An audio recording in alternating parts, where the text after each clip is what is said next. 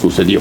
Y a propósito de esto, hoy el Ecuador abre sus brazos y le da la bienvenida a 33 presidentes y representantes de gobierno latinoamericana y del Caribe. Desde su visión, ¿cree usted que este organismo realmente pueda reemplazar a la Organización de Estados Americanos o es un tema coyuntural que obedece a los intereses de ciertos presidentes que están ávidos de popularidad porque la gestión que en alguna de las naciones latinoamericanas ellos han desempeñado tiene de corrupción y de bastante decadencia y declinación en su gestión? ¿Cómo analiza usted el tema? A ver, por un lado, porque la moneda tiene dos caras. Por un lado, todo proceso e iniciativa de integración es positivo y la CELAC va pues en esa dirección. Pero lamentablemente, así como hicieron con la ALBA, que es otra organización creada por estos países del socialismo chavista del siglo XXI, y la politizaron a la ALBA, igualmente pues tratan de politizar a la CELAC. Y entonces las instituciones, el momento que se politizan, el momento que se vuelven ideológicas, exactamente, entonces pues comienzan a decaer, comienzan a perder credibilidad. Y una de las muestras es que el presidente de una nación importante como la Argentina no vino a esta cumbre de la CELAC porque comienzan pues a taparse entre ellos, comienzan a resaltar ciertos resultados que no son reales, comienzan a tratar de taparse, por ejemplo, la gestión del presidente Maduro de Venezuela, que ha sido cuestionada en el mundo entero. Igualmente hay problemas en el gobierno brasileño, los propios problemas que tenemos en el Ecuador. Entonces hay algo así como un falso espíritu de cuerpo, cuando una organización tiene que, sobre todo de integración, tiene que ser apolítica, no tiene que ser ideológica, sino que más bien debe buscar la real integración de todos los países de América Latina, la real cooperación, para que todas esas iniciativas que, repito, pues de integración siempre son positivas y lleguen a feliz término.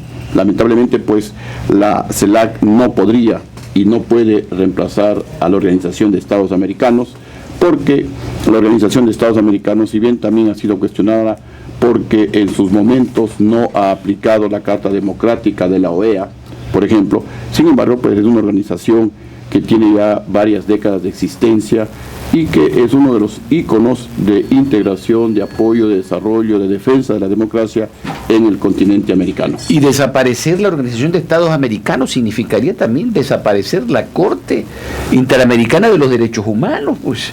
Eso es algo que está por debajo de la mesa y que eso justamente les interesa a gobiernos como el de Correa, como el de Maduro, como el de Evo Morales, como el de Dilma Rousseff. Daniel Ortega también. También el de Daniel Ortega. Ellos son los que están por detrás de temas estos y no puede desaparecer por la Corte de Derechos Humanos porque justamente ahí es hacia donde acuden muchísimos latinoamericanos cuyos derechos humanos han sido afectados, especialmente estos gobiernos llamados progresistas, que en definitiva pues siguen el socialismo chavista del siglo XXI.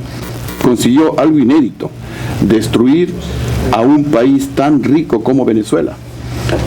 Nunca nos pudimos imaginar que pudiera haber un gobierno, que pudiera haber una persona que destruya a un país tan rico como Venezuela, que explotaba 6 veces más petróleo que el Ecuador, que tiene reservas petroleras y de gas natural de las más grandes del mundo para varios cientos de años, y a ese país tan rico con un modelo totalmente fracasado como es el socialismo chavista del siglo XXI, lo han destruido, y con ese mismo modelo están destruyendo el Ecuador, están destruyendo un país pues que se benefició de un precio del petróleo de más de $100 durante más de 8 años.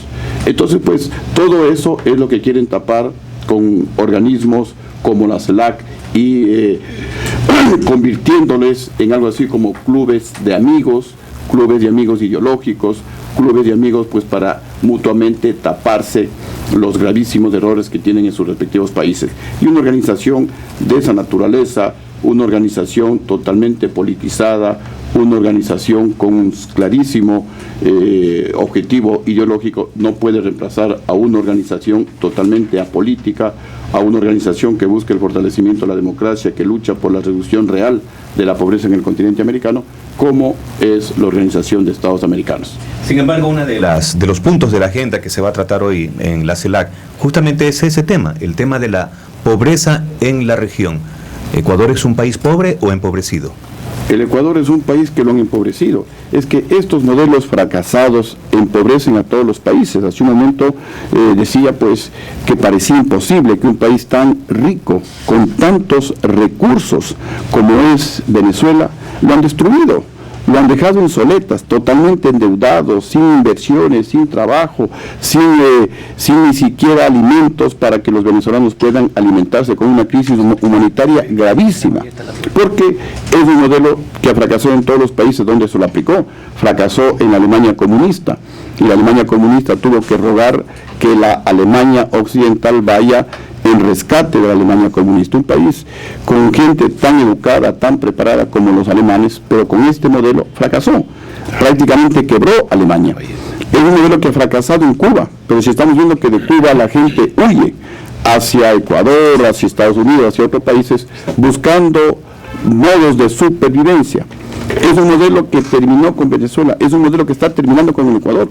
En el Ecuador este modelo nos va a dejar con una deuda de más de 40.000 millones de dólares. Que hay obra pública, es cierto, que hay carreteras, es cierto, pero ¿a qué costo? Este gobierno ha manejado más de 300.000 millones de dólares por el altísimo precio del barril de petróleo, por los impuestos que nos ha cobrado los ecuatorianos. Y a más de eso nos deja una deuda de más de 40.000 millones de dólares. Entonces la pregunta es, la obra pública, la ampliación de las carreteras, porque no hay carreteras nuevas, son las mismas carreteras viejas, que antes tenían 2 carriles, ahora tienen 4 carriles, pero eso es una realidad que tenemos que reconocerla. La pregunta decía es, ¿esa obra pública se hizo con los 40.000 millones de dólares de deuda que nos deja el gobierno? Si es que es así, entonces, ¿qué hicieron con los más de 300.000 millones de dólares que ha manejado Rafael Correa en estos más de 9 años de gobierno? Y si la obra pública se hizo con los más de 300.000 millones de dólares que ha manejado el gobierno de Correa, por los altos precios del barril de petróleo, por los impuestos que nos ha cobrado a los ecuatorianos, entonces, ¿para qué se endeudó? ¿En dónde están los más de 40.000 millones de dólares de la deuda pública ecuatoriana? Las cuentas no encajan, y no encajan porque no ha habido fiscalización. Y justamente nosotros estamos luchando por lograr una gran unidad nacional con la finalidad de que se fiscalice al actual gobierno. Se han dilapidado cientos de miles de millones de dólares del pueblo ecuatoriano. Se han comido una etapa histórica que no sé cuánto tiempo demore en regresar, con un precio del petróleo de más de $100. No sé si volvamos a tener una época con un precio del petróleo de más de $100. Todo ese dinero se lo comieron. Y la agricultura está en crisis. Hay cientos de miles de bachilleres que no pueden ingresar a la universidad. El desempleo aumenta, la pobreza aumenta. ¿En dónde está pues que la pobreza se ha reducido en el Ecuador? La pobreza aumenta, es que no hay trabajo. Si no hay trabajo, la pobreza aumenta. Si no hay inversiones, aumenta el desempleo, aumenta la pobreza y aumenta la delincuencia en un país. Y eso es lo que tenemos actualmente en el Ecuador. Vamos a un corte comercial y regresamos con el ingeniero Lucio Gutiérrez. Usted tiene una cita con la verdad y los protagonistas del quehacer noticioso. El Gobierno de la Mañana, por Teleradio 1350. No te lo puedes perder.